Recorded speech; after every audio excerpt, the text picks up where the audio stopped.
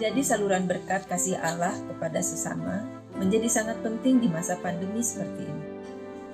Seperti yang tertulis dalam 2 Korintus 8 ayat 12 dan 13, sebab jika kamu rela untuk memberi, maka pemberianmu akan diterima. Kalau pemberianmu itu berdasarkan apa yang ada padamu, bukan berdasarkan apa yang tidak ada padamu. Sebab kamu dibebani bukanlah supaya orang-orang lain mendapat keringanan, tetapi supaya ada keseimbangan.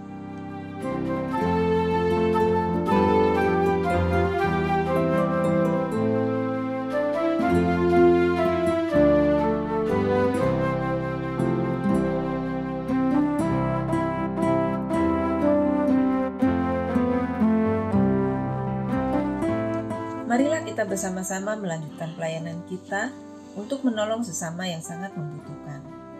Ungkapan syukur atas berkat dan anugerah Tuhan dalam kehidupan kita juga dapat disalurkan kepada saudara kita yang terdampak pandemi ini, baik jemaat, simpatisan, ataupun warga di sekitar kita, dengan bantuan Peduli COVID.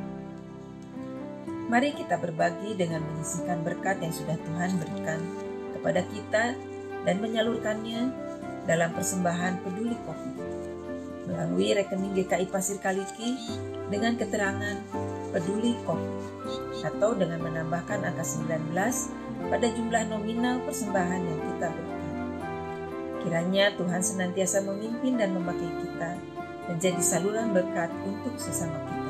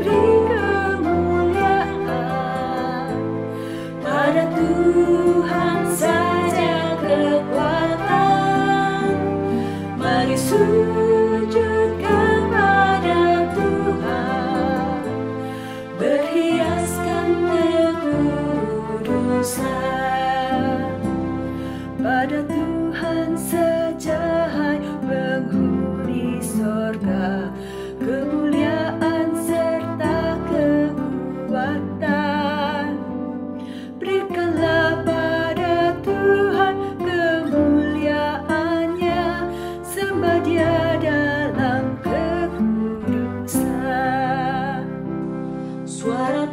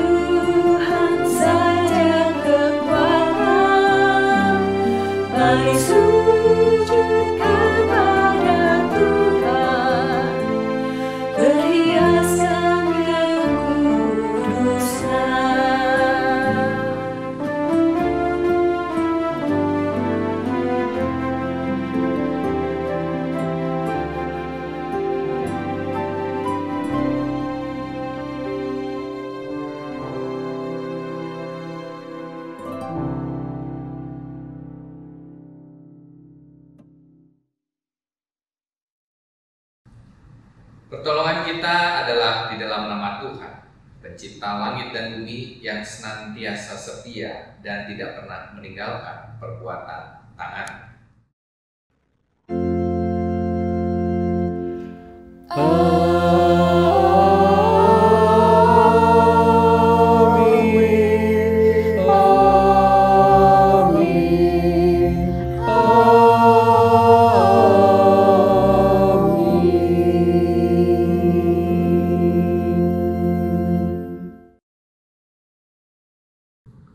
Kasih karunia dan damai sejahtera dari Allah Bapa kita dan dari Tuhan Yesus Kristus senantiasa menyertai saudara.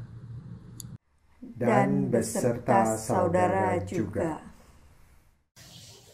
Kebaktian Minggu pada hari ini bertemakan terus-menerus dibaharui. Pada Minggu Yesus dibaptis ini, kita diajak untuk merenungkan makna baptisan, yang bukan hanya sekedar ritual, melainkan sebuah panggilan yang dinamis untuk terus-menerus hidup dalam pembaruan. Dalam bacaan Injil hari ini, menegaskan sebuah pesan bahwa Yohanes Pembaptis menyerukan pertobatan sejati, seperti yang ditulis dalam Markus 1 ayat 4. Demikianlah Yohanes Pembaptis tampil di padang gurun dan menyerukan, "Bertobatlah dan berilah dirimu dibaptis, dan Allah akan mengampuni dosamu." Biarlah kita dapat memaknai baptisan kita sebagai sebuah tanda dan meterai sekaligus komitmen untuk terus-menerus hidup dalam pembaharuan diri.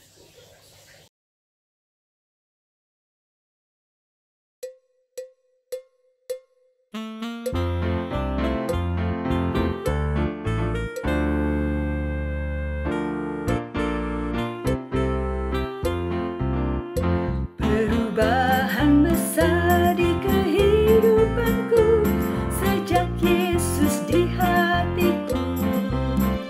Di jiwaku bersinar terang yang cerah sejak Yesus di hatiku. Sejak Yesus di hatiku. Sejak Yesus di hatiku. Jiwaku bergemar bagai ombak besar sejak Yesus di hatiku.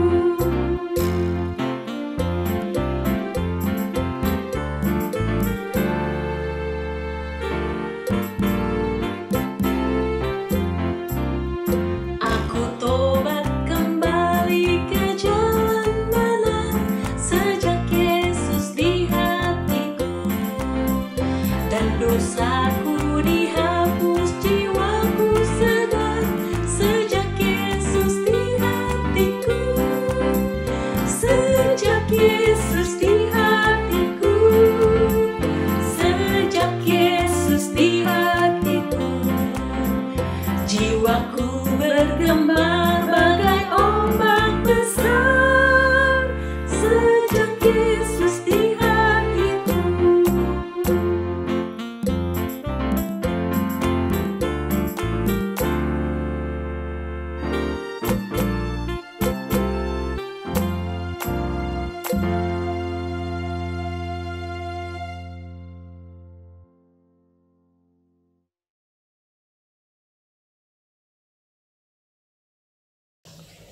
Jemaat sekalian, marilah kita bersama-sama mengakui dosa-dosa kita di hadapan Allah. Mari kita mengakui dosa secara pribadi.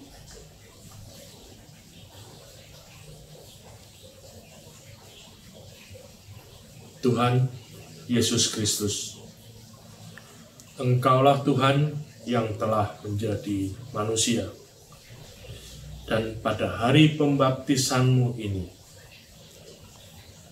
Engkau membuktikan bahwa Engkau mau bersama-sama dengan kami.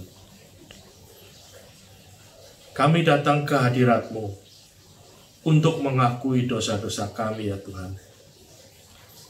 Kami mengakui segala dosa yang telah kami lakukan di dalam hidup kami. Dosa yang menjauhkan Engkau dengan kami. Ya Tuhan, contoh pembaptisan-Mu pada hari ini mengingatkan kami bahwa seharusnya kami hidup di dalam pertobatan yang sungguh-sungguh, sehingga pengampunan-Mu akan menjadikan kami sebagai manusia baru. Tuhan, pulihkanlah kami dari semua dosa ini. Kami berdoa di dalam nama Putra-Mu, Tuhan kami, Yesus Kristus. Amin.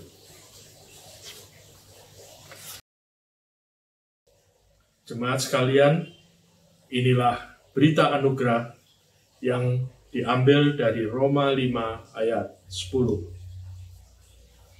Sebab jikalau kita ketika masih seteru diperdamaikan dengan Allah oleh kematian anaknya, lebih-lebih kita yang sekarang telah diperdamaikan pasti akan diselamatkan oleh hidupnya.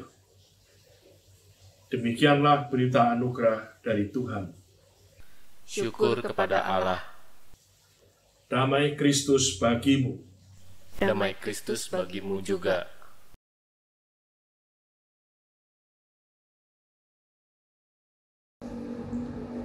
Kita akan memasuki pendalam firman Tuhan. Mari sebelum itu kita menaikkan doa, minta pertolongan dari Roh Kudus. Kita berdoa. Bapa dalam surga, sungguh di awal tahun ini kami terus membutuhkan bimbingan firman Tuhan. Akan tetapi seringkali pelayanan secara online, kebaktian secara online membatasi kami untuk bisa memperdalam relasi kami dengan sesama dan juga di dalam pemahaman akan firman. Namun kami percaya dalam segala keterbatasan yang kami alami saat ini, kami pun dibimbing oleh Roh Kudus supaya kami yang terbatas ini dapat mengenal Allah yang tidak terbatas. Melalui pengalaman bacaan Injil Markus tentang pembaptisan Tuhan Yesus, biarlah kami boleh mengerti bagaimana seharusnya kami menjalani pertobatan yang sejati. Bimbing kami Tuhan, berbicaralah karena kami telah siap untuk mendengarkan.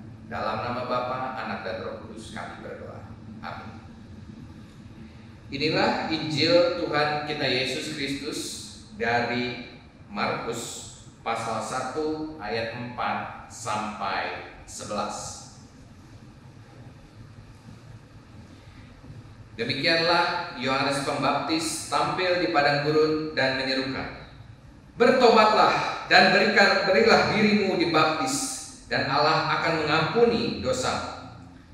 Lalu datanglah kepadanya orang-orang dari seluruh Yudea dan semua penduduk Yerusalem, dan sambil mengaku dosanya, mereka dibaptis di Sungai Yordan.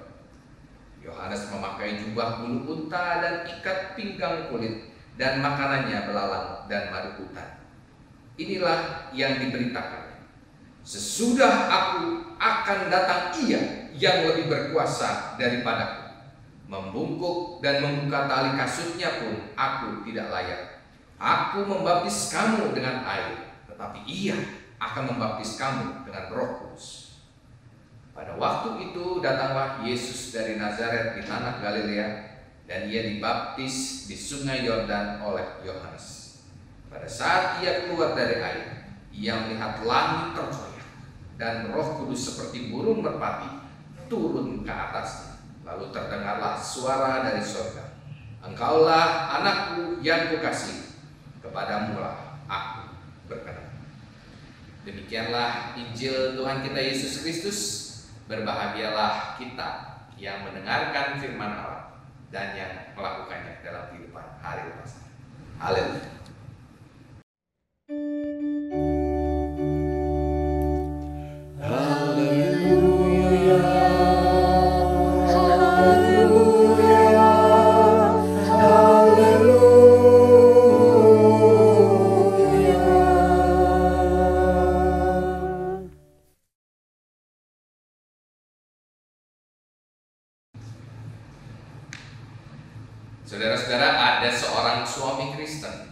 yang terlihat baik dari luar.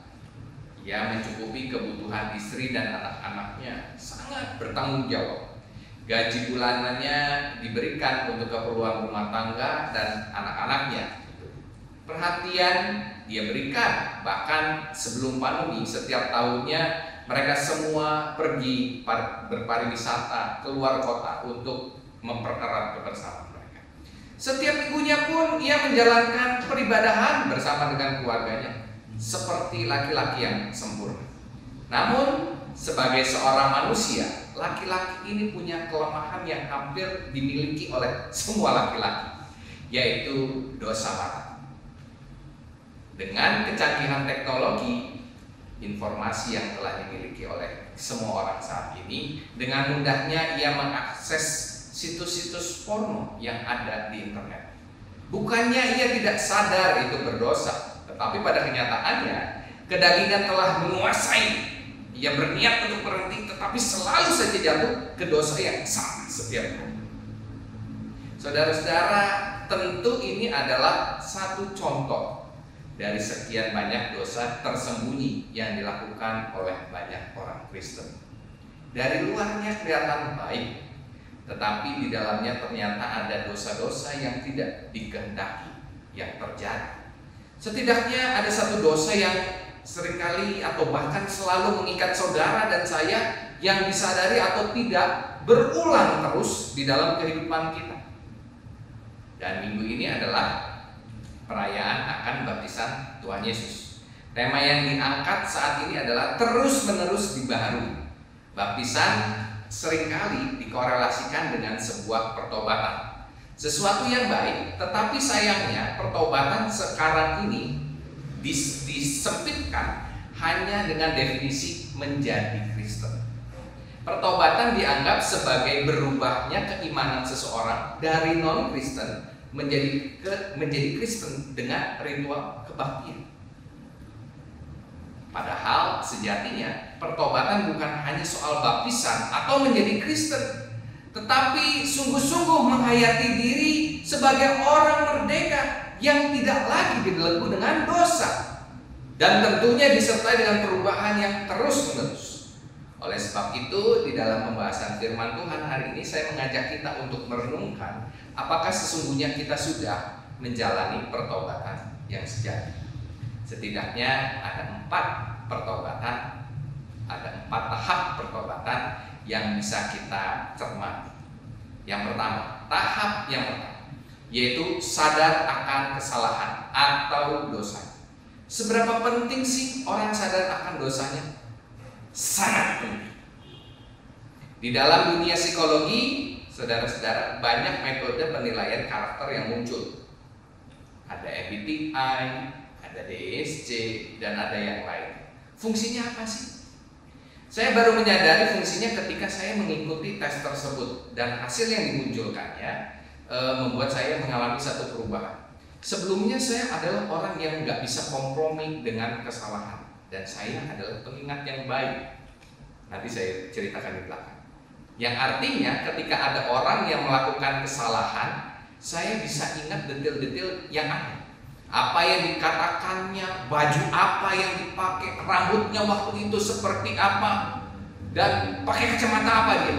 Bahkan sepatunya pun saya bisa ingat. Itu kelebihan dan sekaligus kekurangan saya. Saya seorang pendendam yang baik, yang jika suatu ketika meletus, maka daftar panjang orang yang bersalah kepada saya itu bisa saya sebutkan satu persatu. Menariknya, saudara-saudara, setelah mengikuti tes tersebut, saya mengenal dan menyadari karakter saya seperti apa. Dan setelah itu terciptalah ruang untuk bisa memahami orang lain, dan terjadi perubahan sedikit demi sedikit. Kenapa saya cerita itu? Karena sesungguhnya perubahan diawali dari pengenalan akan diri sendiri. Pertobatan hanya akan terjadi kalau kita sadar akan dosa yang kita lakukan, akan dosa yang terus-menerus mengikat diri kita dari dulu sampai sekarang. Oleh sebab itu, sungguh-sungguhlah menyadari dosa saudara. Ketika kebaktian kita yang sekarang ini dilakukan secara online, maka janganlah lupa untuk mengaku dosa secara sungguh-sungguh. Karena kecenderungan yang kita alami ketika dalam pengakuan dosa, baik saat pandemi online dan juga sebelum pandemi, adalah terburu-buru. Betul nggak? Baru saja liturgos mengatakan, marilah kita mengaku dosa secara pribadi. Baru 5 detik sudah diajak doa. Belum sempat kita ingat dosanya, sudah disuruh doa, gitu ya, sudah minta pengampunan. Jadi, saudara-saudara, ketika kita sedang dalam liturgi pengakuan dosa, sungguh-sungguhlah menyadari, walaupun di dalam kehidupan yang sesungguhnya dan seharusnya menyadari dosa itu tidak hanya di dalam ibadah. Ya telat aku kalau kita menyadari dosa di dalam ibadah, tetapi dalam kehidupan sebelum dan di luar ibadah. Inilah yang saya sampaikan, intinya yang ingin saya sampaikan adalah ketika orang sadar, maka ia akan mampu berangkat ke tahap berikutnya, yaitu mengakui kesalahan dan memohon pengampunan. Jadi setelah sadar, dia mengakui kesalahan. Karena sadar tidaklah cukup, butuh satu komitmen untuk mencapai satu pertobatan yang sejati, yaitu pengakuan. Ketika salah seorang dari suami atau istri kehilangan cincin kawin atau melakukan kesalahan yang lain, dibutuhkan suatu pengakuan untuk mendapatkan kedamaian dalam hidup. Bayangkan kalau kehilangan cincin kawin, habis itu tangannya diumpetin terus, bagaimana bisanya? Jadi menyembunyikan suatu kesalahan hanya akan menimbulkan kegelisahan di dalam hati. Bukannya Tuhan tidak tahu dosa-dosa kita, tetapi pengakuan membuat kedamaian di dalam hati yang berujung kepada keinginan untuk menghentikan dosa yang hendak dilakukan. Dan tahap setelah pengakuan adalah menghentikan perbuatan yang salah itu. Itu yang ketiga. Hanya kendala terbesar ketika kita menyadari, mengakui, dan punya motivasi atau keinginan untuk menghentikan, kita berhadapan dengan kendala terbesar dari tahap ketiga ini, yaitu berhenti pada satu keinginan saja. Karena godaan dari si jahat sangat besar. Dan ketika ada orang Kristen mau bertobat, berhenti melakukan kesalahan, godaannya biasa makin kencang. Namun saya mau bilang kepada kita semua, godaan dari si iblis itu seringkali sama dan juga kecil. Godaannya kecil. Ada sebuah cerita khayal seperti ini, tapi mendalam ceritanya. Begini ceritanya. Suatu ketika iblis sedang melihat perkebunan yang ditinggali oleh 2 keluarga. Mereka hidup dalam damai. Lalu si iblis iseng membuat salah satu pintu rumah dari salah 2 orang ini, keluarga ini, terbuka. Ternyata yang keluar adalah sapi dari salah satu keluarga ini. Sapi ini pergi ke kebun tanaman lettuce, gitu ya, lotus tetangganya. Namanya juga sapi, dimakanlah itu tanaman. Yang terjadi adalah hancurlah kebun yang dimiliki keluarga yang lain. Lalu keluarga yang memiliki kebun itu marah. Lalu si istri dengan marahnya dilempar batu itu kena kepala sapi tadi. Akhirnya mati sapi itu di tempat.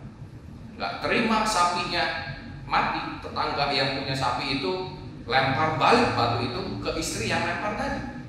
Terjadilah permusuhan sampai ujung-ujungnya mereka membakar kebun masing-masing tetangga itu. Siapa yang salah? Si iblis kan? Si iblis hanya membuka pintu salah satunya. Yang paling menghancurkan adalah manusia itu sendiri. Manusia dikuasai oleh nafsu untuk membalas dendam karena pintu yang tadi terbuka kecil. Dan kadang-kadang godaan iblis juga seperti itu, kecil. Cuman bunyiin bel, waktunya berantem sama istri, bunyiin bel, waktunya kosong, sepi, nggak ada siapa-siapa, korupsi dikit. Seringkali godaannya seperti itu kan. Menghentikan dosa yang terus-menerus dilakukan tidaklah mudah, tetapi bukan berarti tidak mungkin.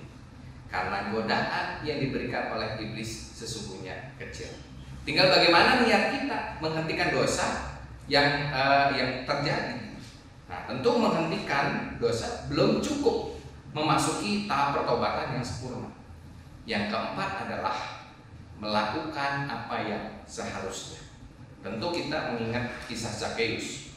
Zakheus bertemu dengan Tuhan lalu mengalami pertobatan. Kata pertobatan kita tahu dalam bahasa Yunani-nya adalah metanoia. Kayak toko buku ya, toko buku Kristen dulu. Metanoia.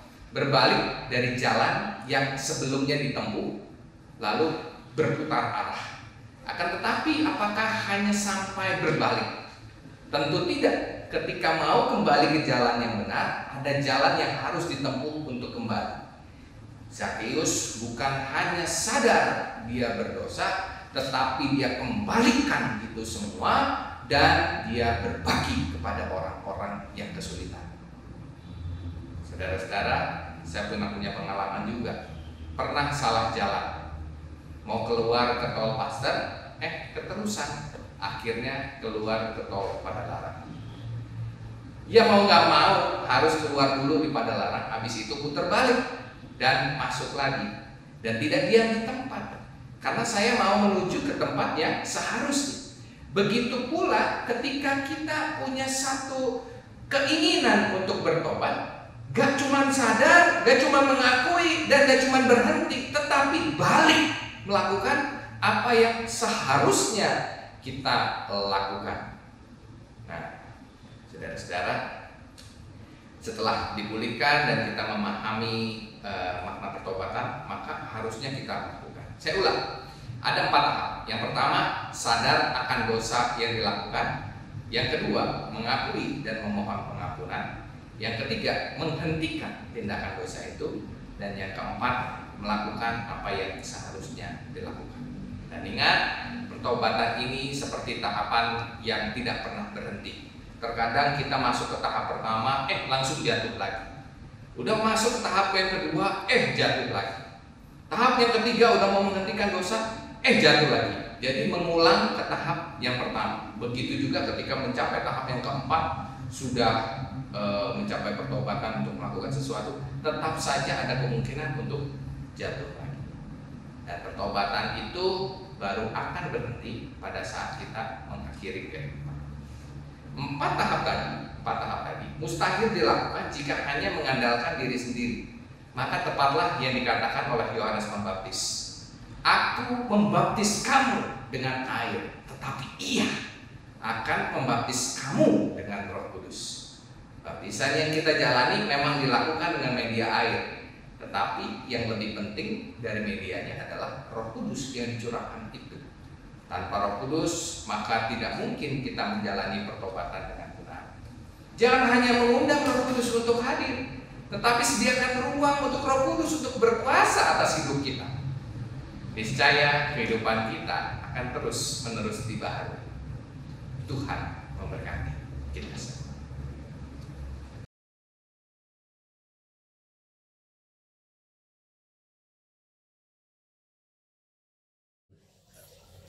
Marilah kita bersama umat Tuhan di masa lalu, masa kini, dan masa depan, mengingat pengakuan pada baptisan kita menurut pengakuan iman, berdasarkan pengakuan iman rasuli.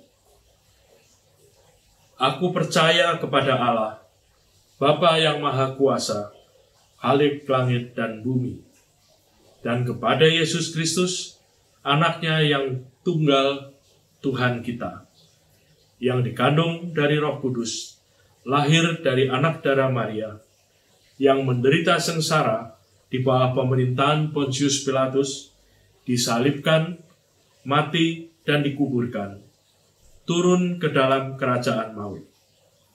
Pada hari ketiga, bangkit pula dari antara orang mati, naik ke surga, duduk di sebelah kanan Allah, Bapa yang Maha Kuasa.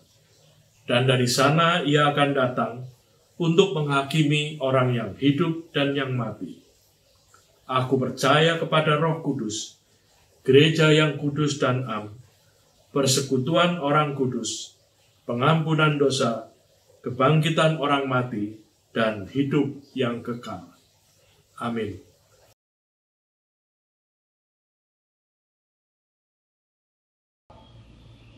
Mari saudara-saudara kita menaikkan doa syafaat. Mengawali tahun 2021, kami kami memasuki satu pengharapan baru. Kiranya tahun 2021 adalah area kami bertanding semakin baik lagi. 2020 adalah arena di mana kami bersiap diri, dan kiranya 2021 adalah area di mana kami bisa mengembangkan diri. Tuhan menolong setiap kami yang berusaha merintis usaha karena kemarin dilanda pandemi. Kiranya di tahun 2021 kami secara kreatif bisa menghasilkan sesuatu hal yang baik dan yang menarik untuk bisa dilakukan dalam pekerjaan kami. Kami berdoa juga di tahun 2021 ini usaha pemerintah untuk menyebarkan vaksin COVID-19 dapat berjalan dengan baik dan lancar. Kami pun berdoa di tahun 2021 supaya kondisi politik kami dalam kondisi yang stabil dan aman. Dan secara khusus kami berdoa supaya GKI Pasir Kaliki boleh terus bisa beradaptasi dengan situasi pandemi ini, dan segala pelayanan yang dilakukan secara online bisa menjangkau setiap anggota jemaatnya. Berikan kesatuan hati bagi majelis jemaat antara pendeta dengan penatua dan juga aktivis, supaya mereka dapat menjalani pelayanan dengan maksimal dan menjangkau setiap anggota jemaat dan juga simpatisan yang ada di dalamnya. Kiranya GKI Pasir Kaliki pun dapat berperan serta di dalam mewujud nyatakan damai sejahtera di sekitar gedung GKI Pasir Kaliki dan di dalam setiap pelayanan yang dilakukan. Terima kasih ya Tuhan untuk doa-doa syafaat yang kami naikkan ini. Kami serahkan semuanya ini hanya di dalam nama Bapa, Anak, dan Roh Kudus. Amin.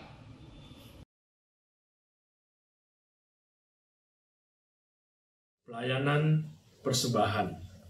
Sebagai nas persembahan, kita diingatkan bahwa umat yang dikasihi Tuhan, tibalah saatnya kita akan menyerahkan persembahan syukur yang sudah kita siapkan dari rumah kita masing-masing.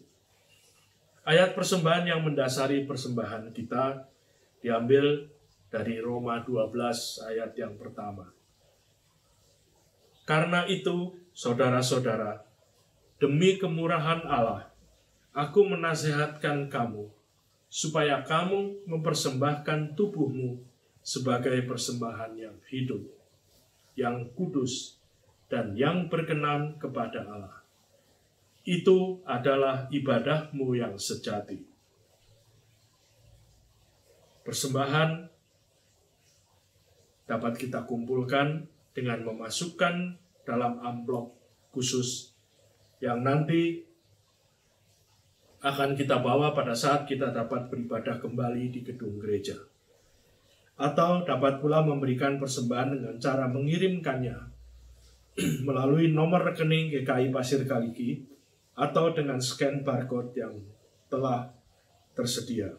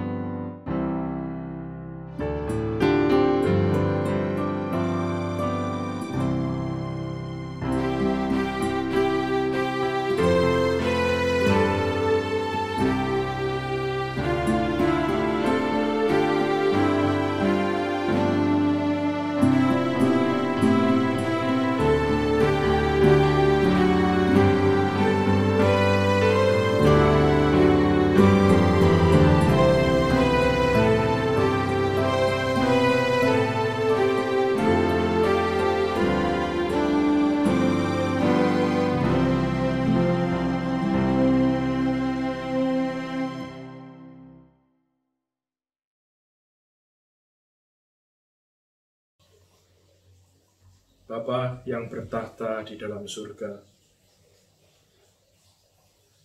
Engkau telah begitu mengasihi kami dengan sempurna.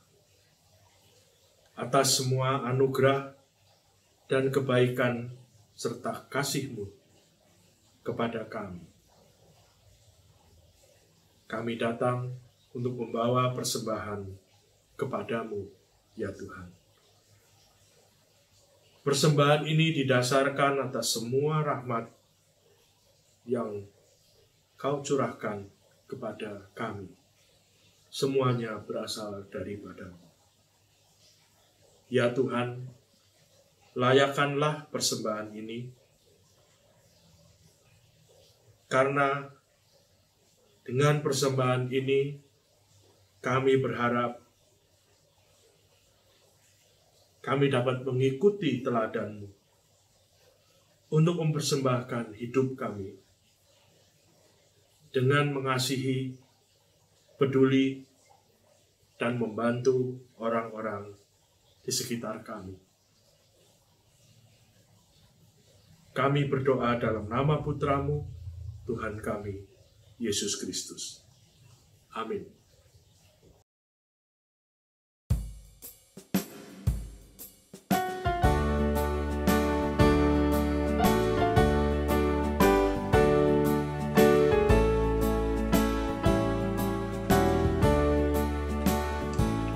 Ku diubahnya saat ku berserah kepada Yesus. Ku diubahnya hingga jadi baru dan menjadi miliknya. Kegemaran lama telah lenyap dan yang baru lebih berkenan. Ku diubahnya saat ku berserah dan menjadi miliknya.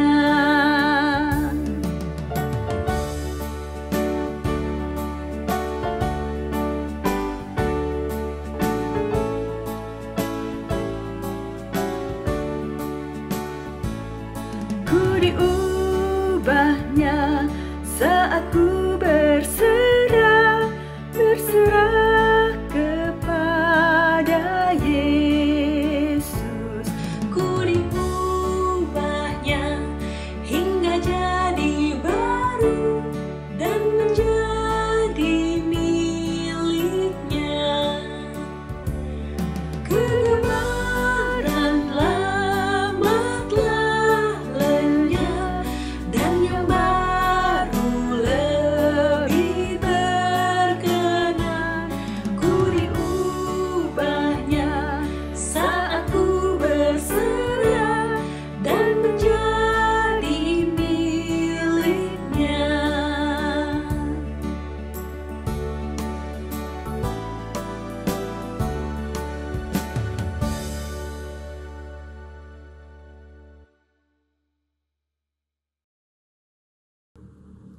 Pertobatan yang sejati adalah pertobatan yang terus-menerus terjadi. Sampai harinya tiba, kita semua akan mencapai kesempurnaan akan pertobatan kita. Oleh sebab itu, serahkanlah dirimu di bawah pimpinan Roh Kudus, agar hidupmu dipimpin oleh terang kuasa-Nya menuju jalan kebenaran yang Tuhan berkenan. Arahkanlah hatimu kepada Tuhan untuk menerima berkat. Tuhan memberkati engkau dan melindungi engkau. Tuhan menyinari engkau dengan wajah-Nya dan memberi engkau kasih karunia. Tuhan menghadapkan wajah-Nya kepadamu dan memberi engkau damai sejahtera dari sekarang ini sampai selama-lamanya.